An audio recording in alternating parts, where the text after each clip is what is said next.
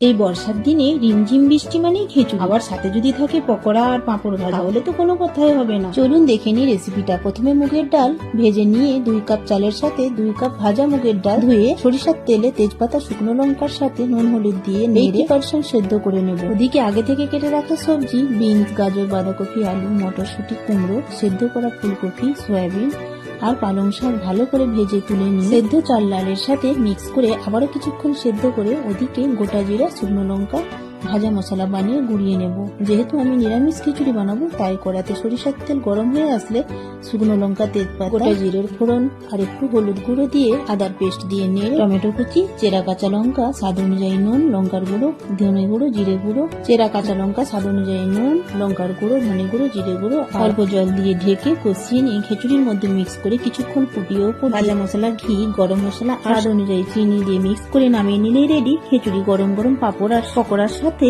খেতে দারুণ লাগে।